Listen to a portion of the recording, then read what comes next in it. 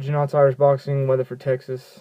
This is the second and final part to the analysis of the Pac-Man money fight. And I want you to think about the fact that, Mayweather's last two fights, Alvarez and Maidana. Mayweather beat Alvarez 12 rounds. And Alvarez had no answer for Floyd Mayweather's tactics. They thought, they thought Alvarez was just gonna come in, throw him up against the ropes, and just punish him to death. And instead, he tried to box him, and it didn't work. And then when we look at the Maidana fight last May, watching it right now, it was a much tougher fight for Mayweather, and he won by decision, and he unified WBA, WBC welterweight belts. But Maidana's throwing the kitchen sink at Mayweather, like the Bleacher Report said. Power punching, and he made Mayweather work harder than he's ever had. Mayweather took more shots in that fight than he has in any fight ever. But what I want you to notice is that it still didn't work. He still beat him. So beating Floyd Mayweather in the ring, you're two steps too late. If you think that Pac's going to be able to exploit Mayweather's faults enough to knock him out,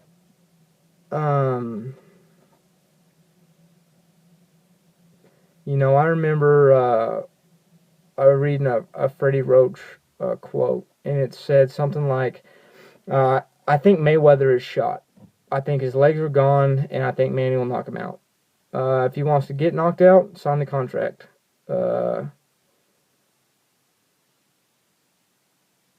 He don't care about pleasing no crowd, I don't think. He just can't move no more. His legs are shot. He's done. Now, Freddie Roach knows a lot more about boxing than you or I will ever know.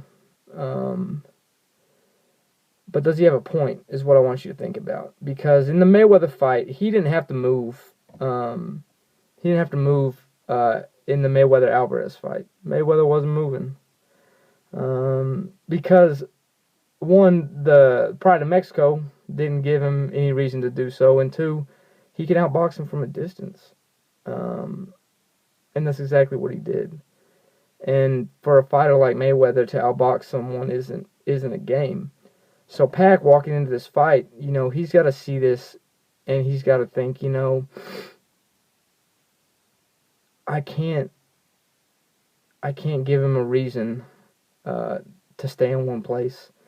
I have to push this pace, And it was the angles. It was one of the things about the Maidana fight is it was the angles. It was Maidana throwing punches from all angles. Those were the punches that were giving Mayweather the most trouble. Particularly when he would the right hand that was coming way over the top and the uppercuts from deep down under. And Mayweather is very defensive. He's a very he has his style. He's hard to hit. He's hard to hit. But sometimes you can't handle everything, and sometimes it's the simplest thing that can get you.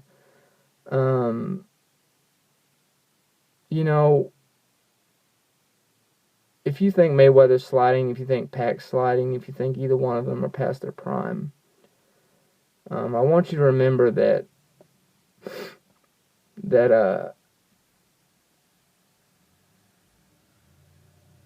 Freddie Roach has a good history of putting his fighters against fighters at the right time. And knowing beforehand which fighters are doing good and which fighters are doing bad. Look at the Cotto Martinez fight. And for Freddie Roach to say that at 38, Mayweather's legs are gone. You have to take that into consideration, because as ludicrous as it may sound to say that Mayweather's legs are gone, lend a little bit more credence to the idea than you would think, because Freddie Roach isn't always right, but he's not always wrong either. And I think that for Pacquiao, it seems like in these videos I've come, with more positives for Mayweather, and it seems like, I'd be leaning more toward Mayweather. But I think that what I would like to see happen in this fight and what I see happen in this fight are going to be two completely different things. As a fan, I would like to see the check left from Mayweather. I'd like to see the lunging jabs from Pac. I'd like to see footwork, and I'd like it to be an upstairs chess match. I would like it to be footwork, speed, exciting, the whole fight. The fight, and the predictions for the end of the fight. Well, I guess I'll go ahead and get into that and make a video. So this has been part 2, the official end to the Manny Pacquiao, Floyd Money Mayweather Jr. Analysis breakdown of the fight. I didn't get to get into everything. I've been kind of scatterbrained, been a busy day. But stay tuned for my predictions, my thoughts, me personally on the Pac-Manny fight, and predictions, namely. And be careful out there, you guys. So, March 2nd, if anybody's got a ticket, let me know. And a jet. And,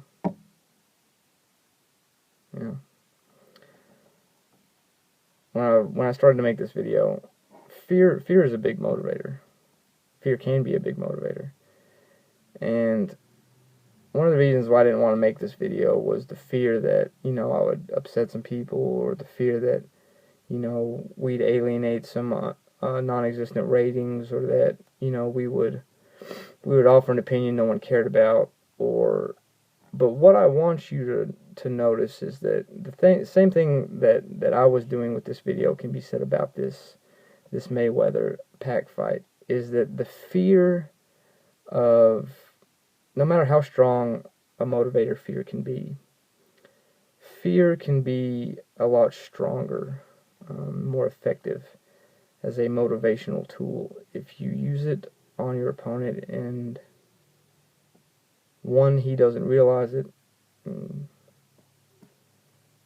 two, you can get him to react to it. If you can use fear to keep your opponent off his feet. Looking at Pacquiao, Pac's not going to be freaked out or knocked off his game by all the hype and all the stuff that surrounds Mayweather. Could Mayweather be more frightened of that undefeated title and losing it than anything else, to where it affected his game? Could Pac be so determined as the underdog, as far as the Vegas bets go, to do what he did to De La Hoya in 08? Could all these things that you can ask yourself at the end of the day, I want you to know that March 2nd, we'll know, not a day before then. But I'm excited about it. Look forward to hearing what you guys have to say. Give me some feedback. You can find me on Facebook, Dustin Janot, DustinJenot, or you can get at me on the YouTube channel, guys. So, this is Irish, saying Sláinte. Take care of yourselves. Be careful out there. See you March 2nd. Ringside. Tickets, planes, friends, drinks, good time. John Irish Balkan Live for Dicks.